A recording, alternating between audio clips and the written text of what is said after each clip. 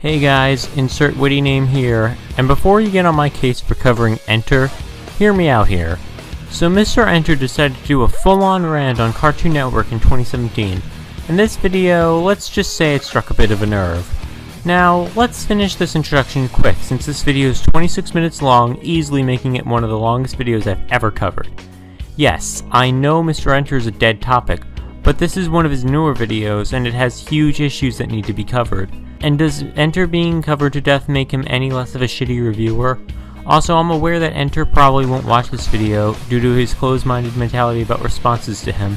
Anyway, let's just begin the video.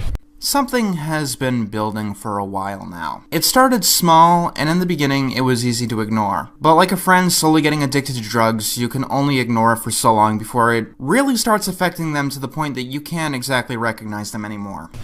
That's a bad analogy since drugs are something that can cause serious mental and physical harm. If I found out one of my friends had an addiction to drugs, I would get them some help right away. The entirety of this review is going to be trying to answer one question. Cartoon Network, what happened to you? This is going to be a different kind of review. Back when I started reviewing in 2013, I had some notions about the current animation networks. At that point in time, my ire was mostly on Nickelodeon. And Nickelodeon was horrible at that time. I stand by that. If it wasn't for the endless SpongeBob oversaturation, or banishing The Legend of Korra to the internet, canceling any show that didn't make the SpongeBob standard, or passing over shows like Adventure Time in order to get shows like Fanboy and Chum Chum.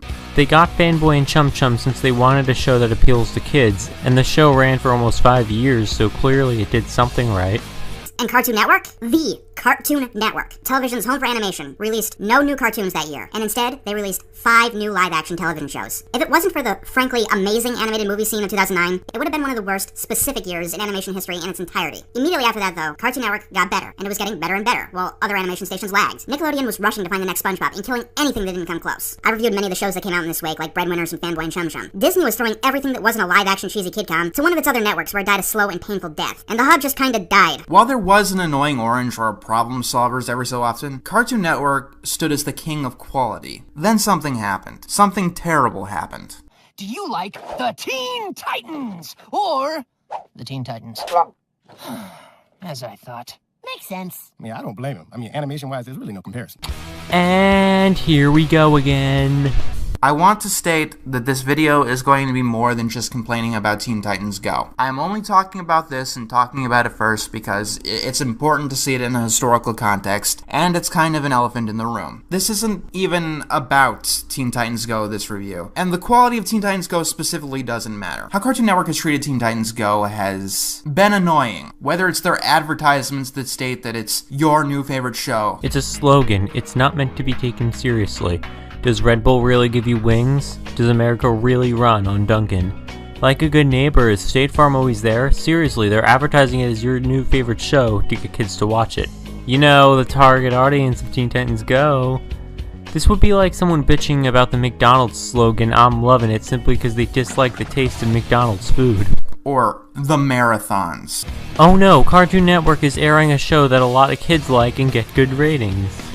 Say it ain't so. Seriously, we've gotten marathons of other shows before. Like last Mother's Day, Cartoon Network had an Amazing World of Gumball marathon.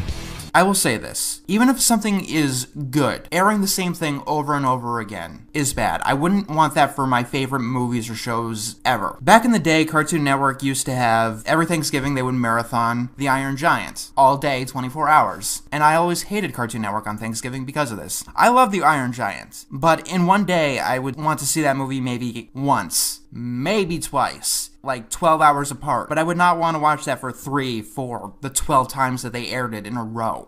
Then switch the channel or do something else besides watch cartoons. It's not like you're being forced to watch it. Remember that drug addiction analogy from the beginning? Teen Titans Go is Cartoon Network's drug, and they've already overdosed twice. Currently, I reviewed 7 episodes of Teen Titans Go, and I got a lot of flack for this because I have the reputation, as much as the entire cartoon reviewing community, whatever you want to call us, is just going on and on about Teen Titans Go. Currently, I have reviewed 7 episodes. 7. That is it.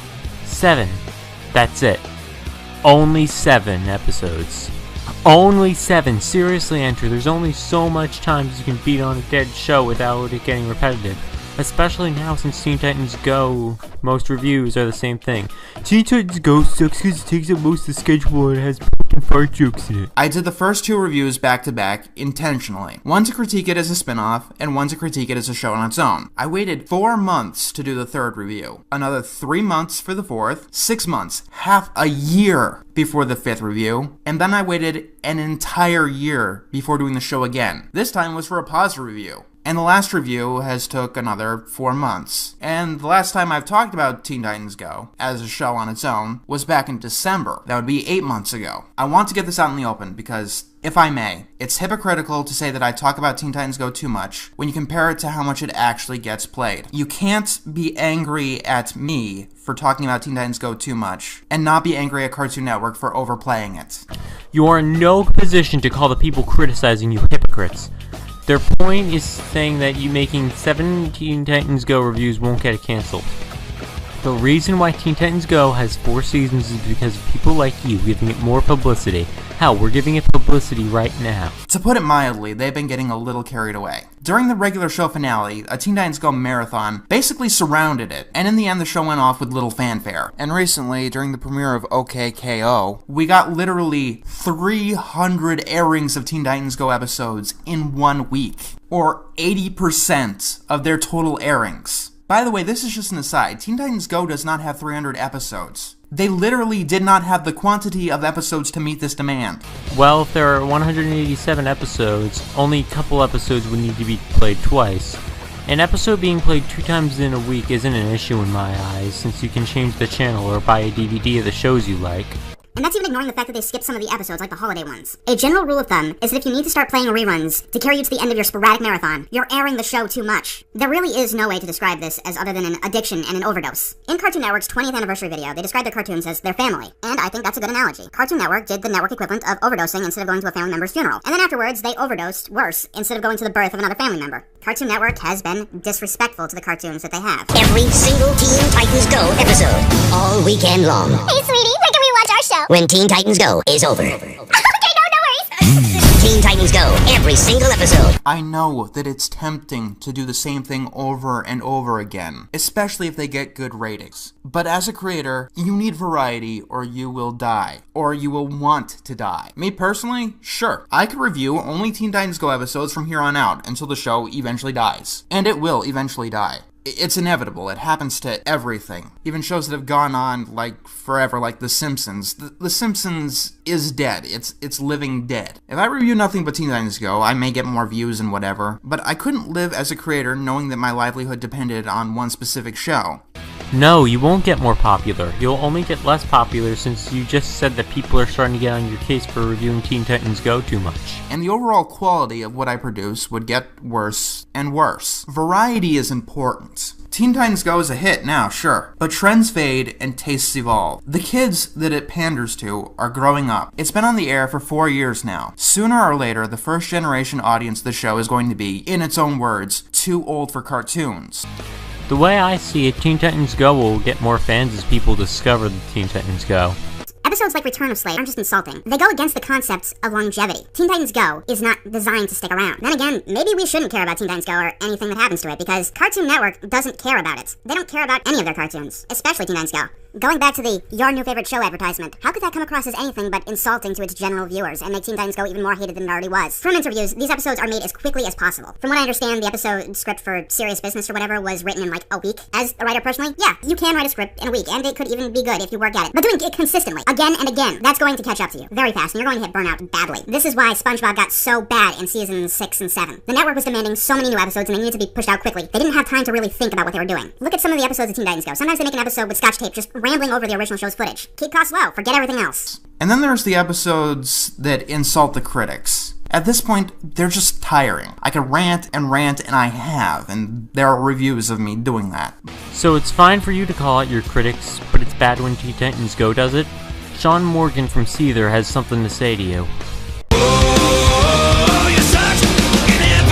But I'm just tired of them. The team for Teen Titans Go is able to get away with a lot. Like, more than you'd see in most shows. You know, there are a lot of things in the shows you worship that I'm surprised got past the censors.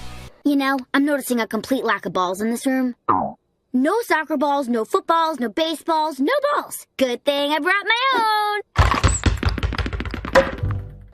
Also, what does Teen Titans Go get away with? Insulting the critics? If so, then just get the fuck over it. Yeah, The Simpsons occasionally takes a swipe at Fox. That happens so much as a running gag. But they don't exactly make entire episodes devoted to attacking their viewers, or a viewer's perception of things, and when they get a little bit in that territory with episodes like That 90s Show, they're reprimanded for it by their audiences. The reason why The Simpsons gets controversy for it is because The Simpsons is an adult show, and Teen Titans Go is a kids show, and kids won't realize that they're making fun of the critics in Teen Titans Go. What I get from these episodes like The Return of Slade and The Fourth Wall, it just showcases an outstanding level of apathy on the side of the executives. Just make more of it, more quickly. We don't care what you do or how you do it. Just make it cheaply, with identifiable characters that we can sell toys with. I can't wait until Teen Titans goes The Splinter or A Pal for Gary or One Course Meal. It's an inevitability at this point.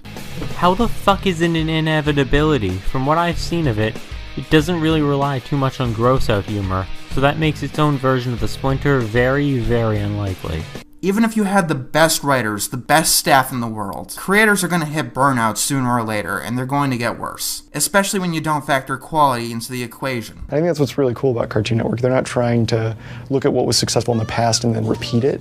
They're just looking for things that they think are cool now that have never been done before. However, much more egregious in this area is the Powerpuff Girls 2016. You know, I get angry and I get really, really shouty in a lot of reviews, and I get flack for that. Sometimes I do go the opposite. If there's any review that I regret being too nice in, it would be 12 Ounce Mouse. So you're saying you're aware of what people are criticizing you for, and you don't try and improve? How long is this video? Another 16 minutes? Great, someone kill me. But Powerpuff Girls 2016 is up there. I want to take the show, sit it in a chair, and slap it, asking, what the fuck is wrong with you? I reviewed the episode Painbow, an episode more or less about 6-year-olds getting high on ecstasy and then twerking. Oh no, they're twerking!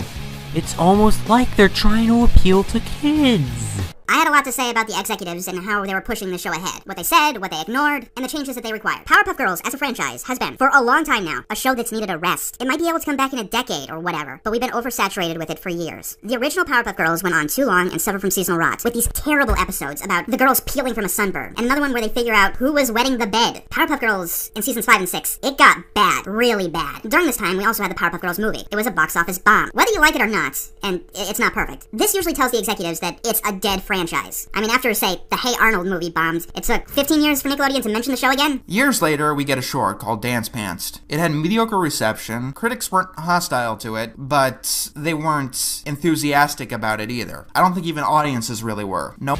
Most shorts get mediocre reception, reason being is they really don't provide much substance and are usually forgettable most of the time.